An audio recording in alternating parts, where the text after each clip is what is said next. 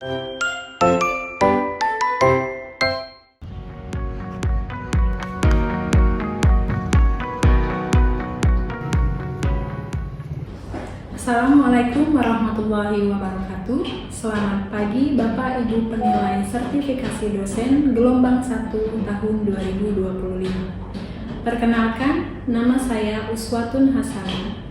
Saya adalah salah satu dosen di program studi peternakan Fakultas Pertanian Universitas Sumatera Utara. Video ini saya buat untuk melengkapi salah satu persyaratan dalam pengajuan sertifikasi dosen gelombang 1 tahun 2025, yaitu pernyataan diri dosen dalam unjuk kerja Tridharma Perguruan Tinggi atau PDD UKT-PT dalam bidang pengajaran. Pada kesempatan ini, mata kuliah yang akan saya ambil sebagai contoh video pengajaran adalah mata kuliah Produksi Ternak Potong dan Kerja. Mata kuliah ini terdiri atas 3 SKS, yaitu 2 SKS tentang teori atau materi dan 1 SKS yang biasa dikenal sebagai praktikum, yang mana 1 SKS ini dijadikan sebagai materi problem solving terkait case study yang ada di mata kuliah. Mata kuliah ini disampaikan dengan metode DIA atau Delivery Interaction and Assessment, baik secara online maupun secara offline. Baiklah, pada kesempatan ini saya juga akan menjelaskan deskripsi umum dari mata kuliah Produksi Ternak Potong dan Kerja. Mata kuliah ini menjelaskan tentang sistem produksi ternak potong dan kerja yang berfungsi sebagai penghasil daging, meliputi bangsa-bangsa ternak potong, manajemen pemeliharaan ternak, manajemen perkandangan, manajemen pakan, faktor-faktor yang mempengaruhi produksi, serta mampu membuat perencanaan usaha ternak potong dan kerja.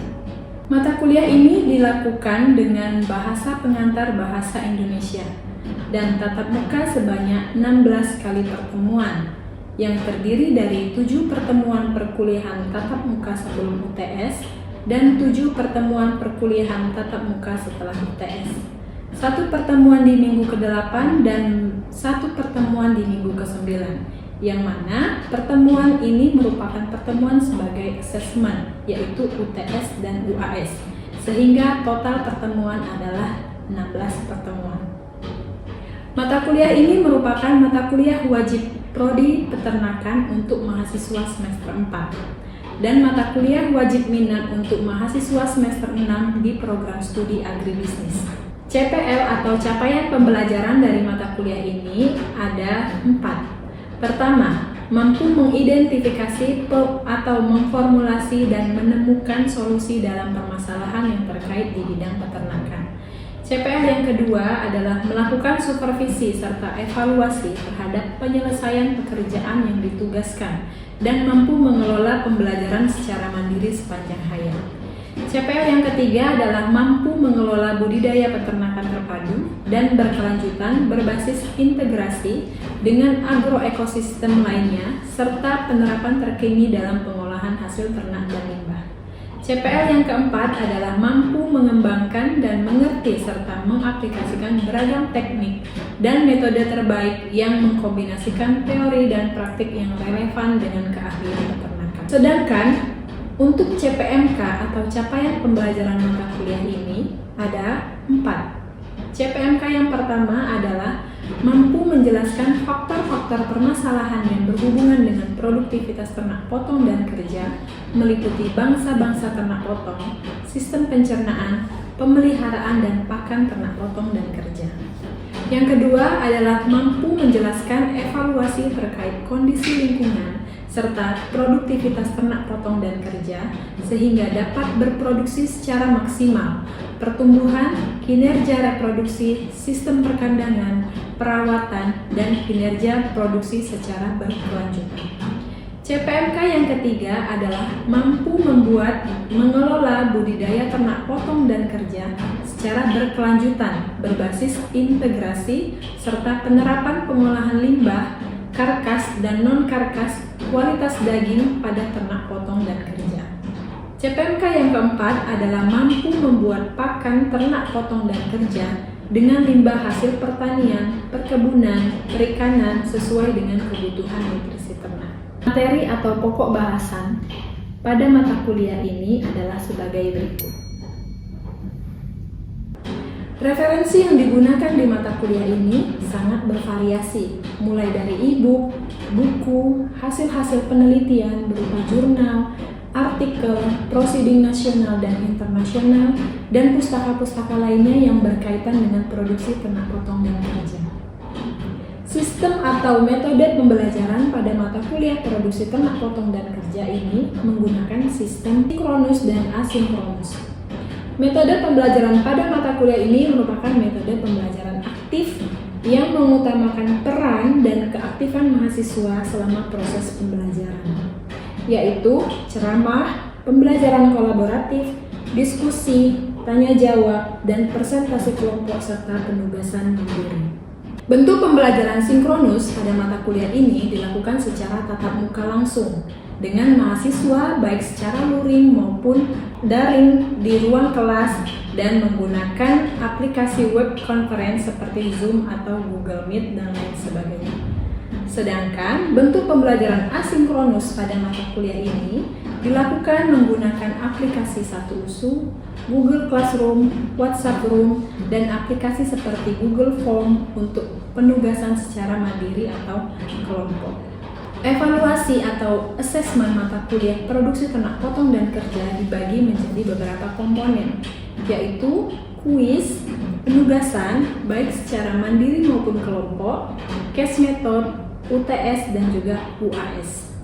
Masing-masing komponen tersebut memiliki bobot penilaian yang bervariasi, yaitu kuis sebanyak 10%, tugas 10%, case method 50%, UTS 15%, UAS 15%, sehingga total keseluruhannya adalah 100%. Demikianlah informasi yang bisa saya sampaikan terkait deskripsi umum mata kuliah produksi ternak potong dan kerja di program studi peternakan Fakultas Pertanian Universitas Sumatera Utara. Selanjutnya adalah saya akan memberikan cuplikan video terkait proses pengajaran secara sinkronus atau secara tatap muka langsung di ruang kelas. Selamat menyaksikan. Assalamualaikum warahmatullahi wabarakatuh.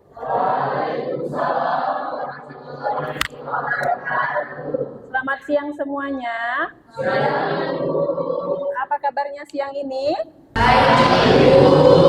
Oke, jadi ini pertemuan ke-10 ya. Jadi ini pertemuan pertama bersama Ibu. Nah, jadi sebelumnya di RPS itu materinya tentang sistem pemeliharaan. Ya. Jadi sebelum kita masuk ke materi kita hari ini, ada yang masih ingat materi dari Pak Sadeli sebelumnya, sistem pemeliharaan? Ada berapa macam jenis sistem pemeliharaan pada ternak potong? Ada 3, Bu. Yang pertama ada sistem pemeliharaan ekstensif, yang kedua ada intensif, dan yang ketiga ada semi intensif. Oke, ada yang bisa membedakan apa perbedaan antara ketiga sistem itu? Saya, Bu. Oke, silakan Mas ya. Itu adalah sistem pemeliharaan intensif itu dilakukan di dalam kandang dan terkontrol. Sedangkan pemeliharaan ekstensif itu di lapangan dan kemalaman. Sedangkan pemeliharaan semi intensif itu gabungan antara intensif dan ekstensif, itu digembalakan dan dikairkan. Oke, udah ya. Jadi semua sudah memahami materi dari perkuliahan sebelumnya. Jadi di sini materi Ibu itu adalah tentang manajemen pakan, ternak, potong, dan kerja. Kenapa Ibu menjelaskan tentang manajemen pakan? Karena memang sesuai dengan bidang ilmu Ibu. Ya, jadi Ibu itu bidang keilmuannya adalah tentang nutrisi dan makanan ternak. Jadi Ibu akan membahas terkait pakan pada ternak potong dan kerja. Oke, jadi sebelumnya Ibu ingatkan kembali bahwa dari mata kuliah ini itu ada yang namanya capaian pembelajaran mata kuliah. Jadi di mata kuliah ini ada 4 CPMK. Itu pertama menjelaskan faktor permasalahan yang berhubungan dengan produktivitas ternak potong, meliputi bangsa-bangsa ternak, sistem pencernaan, pemeliharaan, dan pakan ternak potong kerja. Yang kedua itu mampu mengevaluasi terkait kondisi lingkungan terhadap produktivitas ternak potong. dan kerja sehingga dapat berproduksi secara maksimal. Pertumbuhan, kinerja reproduksi, sistem perkandangan, perawatan, kinerja produksi secara berkelanjutan. Yang ketiga ada mampu mengelola budidaya ternak potong secara berkelanjutan berbasis integrasi serta penerapan pengolahan limbah, karkas dan non-karkas serta kualitas daging pada ternak potong dan kerja.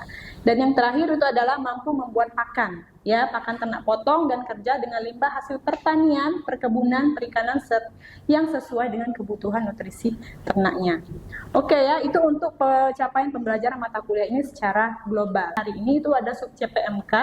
Jadi sub CPMK-nya apa? Jadi setelah mengikuti mata kuliah hari ini atau pertemuan hari ini, mahasiswa program studi peternakan semester 4 program studi peternakan akan dapat menjelaskan manajemen pakan ternak dari proses persiapan pembuatan pakan sampai nanti bagaimana cara kita mengevaluasi pemberian pakan yang sudah kita berikan kepada ternak. Oke ya, next. Jadi ini referensi yang Ibu gunakan pada pertemuan ini, itu ada buku ajar yang memang sudah Ibu buat bersama tim dengan Bu Penny, Pak Bu Uun, dan Pak Hasnudi memang sudah tidak ada. Terus ada yang dari jurnal-jurnal penelitian, proceeding internasional, jadi jurnal-jurnal yang memang juga sudah Ibu lakukan di terkait pengaruh pakan terhadap kualitas dari ternak potong. Jadi di materi ini atau di pertemuan ini itu ada 5 pokok bahasan. Yang pertama itu nanti kita akan menjelaskan terkait pengertian pakan itu apa. Yang kedua, tujuan kita memberi pakan pada ternak itu apa. Yang ketiga, prinsip manajemen pakan. Yang keempat, evaluasi pemberian pakan. Dan yang terakhir itu, bagaimana pengaruhnya pemberian pakan terhadap produktivitas ternak yang pada hal ini adalah ternak potong. Oke, pertama, pengertian pakan. Apa yang dimaksud dengan pakan? Ada yang mau menjawab? Oke, silakan. Merupakan bahan makanan tunggal atau campuran, baik yang diolah maupun tidak diolah, yang diberikan kepada hewan ternak. Oke, bagus. Tapi ada sedikit lagi yang kurang. Ada yang ingin menambahkan? Ya, oke, silakan. Dea. Menurut saya, pakan itu untuk memenuhi kebutuhan nutrisi dari hewan ternak itu sendiri, kemudian untuk mendukung pertumbuhan dan reproduksi dari ternak itu sendiri. Oke, jadi untuk memenuhi apa tadi pertama? Kebutuhan nutrisi sama reproduksi. Oke. Jadi jika Ibu bandingkan dengan kehidupan kita ya, tujuan kalian makan itu sebenarnya apa? Tujuan utamanya? Kelangsungan hidup. Kalau kita nggak makan gimana? Apa bisa hidup? Enggak kan? Jadi yang pertama itu adalah kebutuhan hidup pokok, baru nanti dia bisa berproduksi dan bereproduksi. Oke, di sini ada kata kunci bahan makanan tunggal. Ada yang tahu apa sih contoh bahan makanan tunggal untuk pakan ternak? Jagung. Terus berarti namanya bahan makanan tunggal berarti dia diberikan secara tunggal. Jagung, terus apa lagi? Rumput, apa lagi? Dan lain sebagainya ya. Oke, itu untuk bahan makanan tunggal. Kalau campuran, berarti kalau yang namanya campuran itu berarti lebih dari satu komponen bahan makan. Apa? Konsentrat. Terus apa lagi misalnya? Silase dengan bantuan bahan makan lain. Kalau misalnya silase rumput saja ya berarti itu termasuk enggak ya. Tapi kalau misalnya ada tambahan bahan makan lain itu termasuk ke dalam campuran. Oke ya. Terus ada lagi baik yang diolah maupun yang tidak diolah. Kalau yang diolah apa contohnya? Yang tadi disebutkan silase. Kalau yang tidak diolah Hai itu masuk ya. Jadi kan kalau kita mengingat mata kuliah yang lain, teknologi bahan pakan, itu apa sih jenis-jenis teknologi pengolahan pakan? Ada pengolahan secara fisik, kimia, dan biologi. Jadi kalau misalnya fisik apa contohnya? Pengeringan, pemotongan, dan lain sebagainya. Jadi kalau misalnya dia sudah masuk ke dalam pengeringan, sudah masuk ke dalam pakan yang diolah. Jadi yang namanya tidak diolah gimana? Yang diberikan secara segar. Apa biasanya? Ya, tuh. Terus diberikan kepada ternak dengan pasti ada tujuannya. untuk kelangsungan hidup, berproduksi dan berkembang biak. Jadi ini lanjut ke slide berikutnya, tujuan dari kita memberi pakan. Jadi itu ada yang tadi Ibu bilang ya. Pertama itu harus memenuhi kebutuhan hidup pokok. Yang kedua untuk produksi dan terakhir untuk bereproduksi. Oke, sampai sini paham? Paham ya. Bahasan selanjutnya itu prinsip manajemen pakan.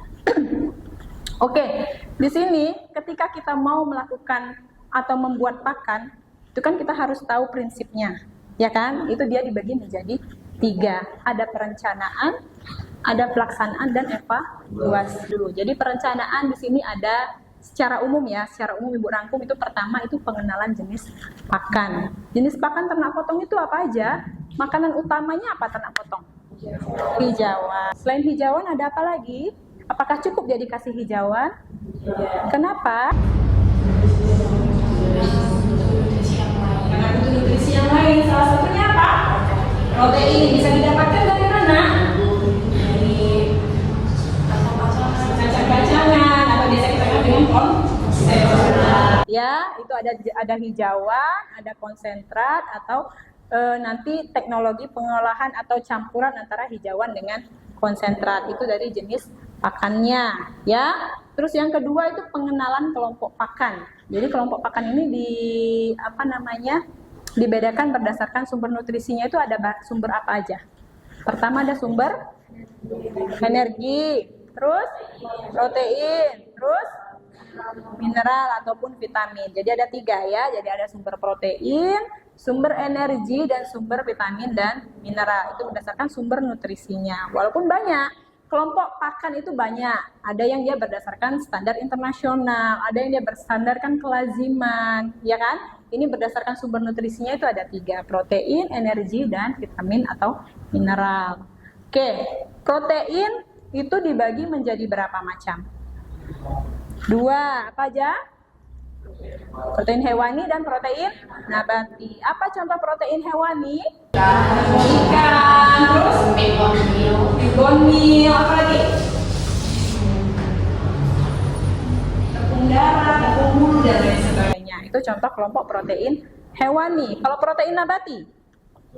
Bungkil kedelai, bungkil kelapa, apa lagi? Bungkil-bungkilan biasanya dia sebagai sumber protein nabati ya, bungkil inti sawit, bungkil kelapa tadi udah dibilang ya, dan lain sebagainya. Itu contoh kelompok protein nabati. Kalau energi apa? Contoh sumber pakan yang sumber energi. Jagung, terus dedak, apa lagi? Onggo, ya, itu sebagai sumber energi, ya. Jadi nanti energi pun dia dibagi lagi. Ada yang dia energi yang mudah dicerna, ada yang sulit dicerna. Kalau yang mudah dicerna itu antara energi yang mudah dicerna dengan sulit dicerna, perbedaannya apa? Dilihat dari serat kasarnya. Kalau serat kasarnya tinggi, itu biasanya tergolong ke dalam energi yang sulit untuk dicerna. Apa contohnya? Hijauan yang serat kasarnya tinggi, itu berarti sumber energi yang sulit untuk dicerna. Kalau yang mudah untuk dicerna apa?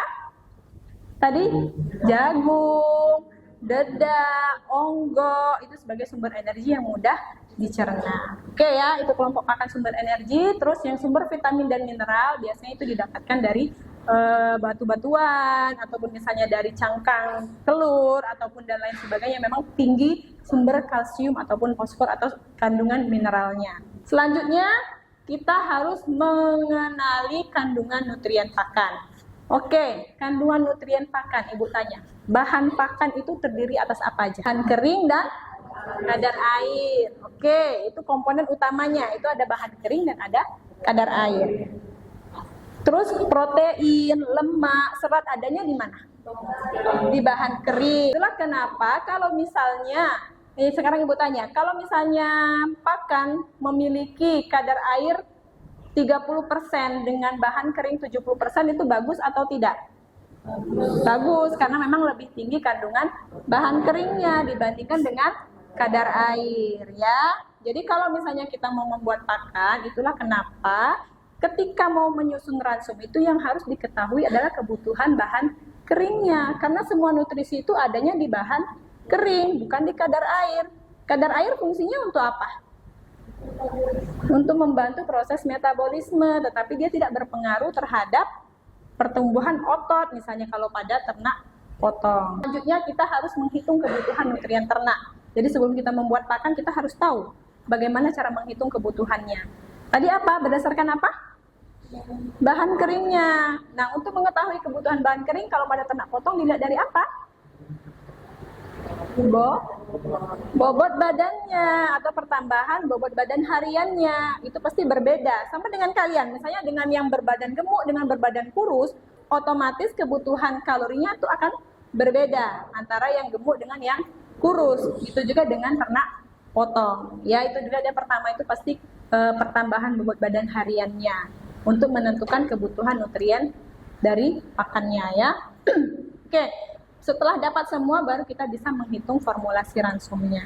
Ini sudah Ibu jelaskan, jenis ternak potong ada hijauan, konsentrat, ataupun pakan komplit. Ini tadi kelompok pakan sudah Ibu jelaskan juga, ada sumber protein, energi, sumber vitamin, dan mineral. Selanjutnya, pelaksanaan. Kalau pelaksanaan di sini ya tinggal bagaimana cara kita memberikan pakan pada ternak. Misalnya bisa diolah, ataupun cara kita memberikannya, apakah yang hijauan dulu atau konsentrat dulu atau yang tadi Bu bilang pakan komplit tadi, jadi satu kali aja. Jadi tergantung dari efisiensi kita memberi, apa tujuan kita memberi pakan tuh terkait apa. Efisiensi waktu ya berarti harus pemberiannya langsung pakan komplit tadi ya. Oke. Nah, sekarang kita masuk ke evaluasi produksi terhadap pemberian pakan ternak potong. Jadi itu tadi bilang kan, kalau produksi pada ternak potong dilihat dari apa? Pertambahan bobot badannya. Nah, evaluasi ini dia dibagi menjadi 3. Ada yang jangka pendek, jangka menengah, dan jangka panjang. Kalau jangka pendek, kira-kira bisa kita lihat dari apa? Feses. Jadi jangka pendek itu kita lihat dari feses. Jangka menengah kita lihat dari apa? Pertambahan bobot badannya. Kalau pada ternak potong ya itu kan produksi kan, kalau produksi ternak potong itu dilihat dari pertambahan bobot badannya. Kalau pada misalnya ternak perah itu dilihat dari produksi susunya. Terus yang jangka panjang dilihat dari apa? BCS-nya atau penimbunan lemak yang ada di dalam tubuhnya. Itu memang udah jangka panjang dia ya. Jadi untuk skor feses ini atau evaluasi feses ini dia ada skornya. Range-nya itu dari 1 sampai 5 ya. Nah ini ya, dampak jangka pendek dia dilihat dari manure score atau skor feses.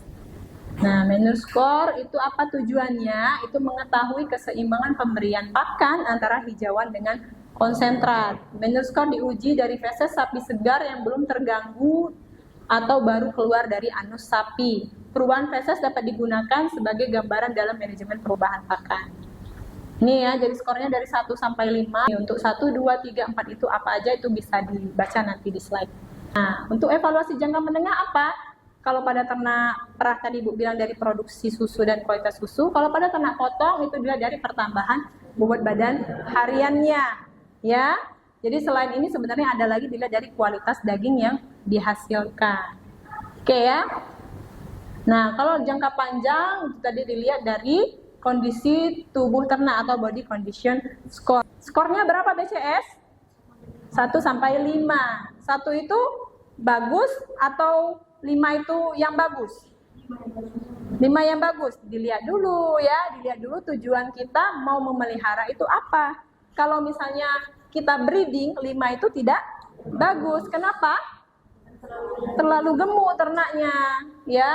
Jadi kita dilihat dari tujuan kita pemeliharaan itu apa. Kalau untuk ternak breeding itu tidak boleh terlalu gemuk. Jadi BCS ini bernilai range-nya dari 1 sampai 5. 1 itu sangat kurus, 5 itu dia sangat gemuk. Berapa Bu yang idealnya? Ya sekitar 3-an lah ya. Terus selanjutnya tadi ya, selain dari produksi pertambahan bobot badan, evaluasi pakan itu bisa dilihat juga berdasarkan performa dan produksi ternak. Jadi kalau performa itu PBB, konsumsi, konversi, kalau pada ternak unggas broiler khususnya ya, karena ini ternak potong, itu dilihat dari indeks performanya. Terus kalau produksi gimana? Dilihat dari produksi karkas ataupun kualitas dari karkas atau daging yang dihasilkan. Ini ada hasil penelitian yang sudah Ibu lakukan bersama tim bahwa ini ada pakan ya. Jadi pakan ini ada 4 perlakuan.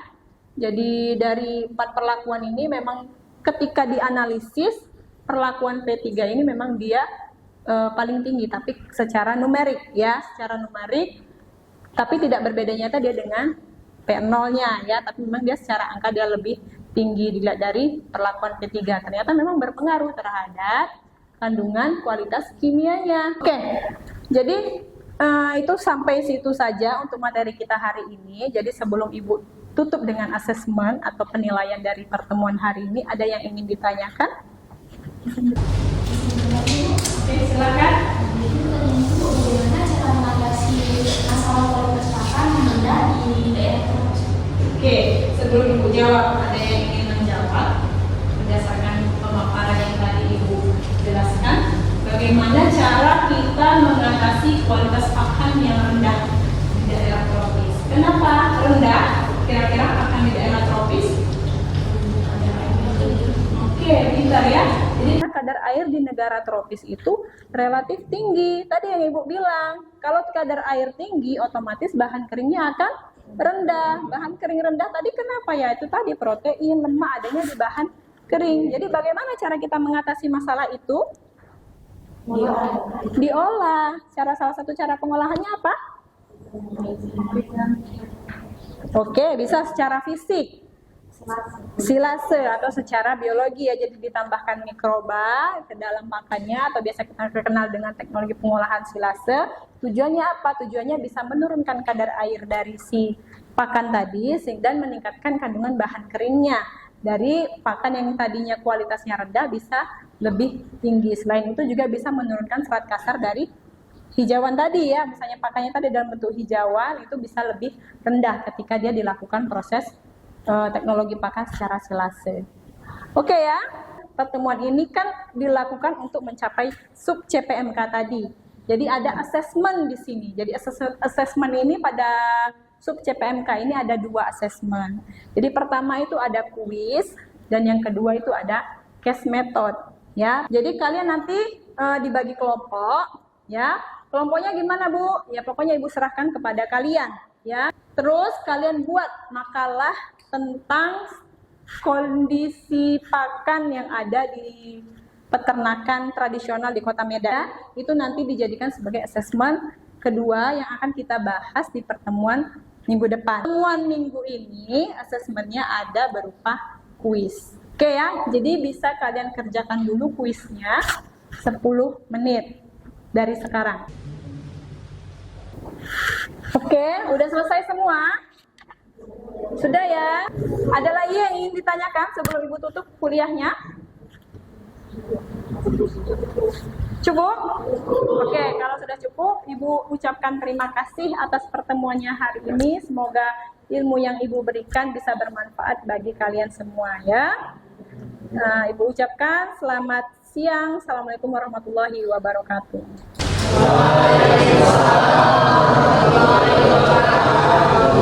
Demikianlah deskripsi singkat dan proses pengajaran mata kuliah yang saya ampu. Semoga dapat memberikan gambaran terkait kinerja yang saya lakukan, khususnya di mata kuliah produksi ternak potong dan kerja di program studi peternakan Fakultas Pertanian Universitas Sumatera Utara. Saya mengucapkan terima kasih yang sebesar-besarnya kepada seluruh tim penilai sertifikasi dosen gelombang 1 tahun 2025 dan seluruh panitia serta teman-teman dosen di program studi peternakan Fakultas Pertanian Universitas Sumatera Utara.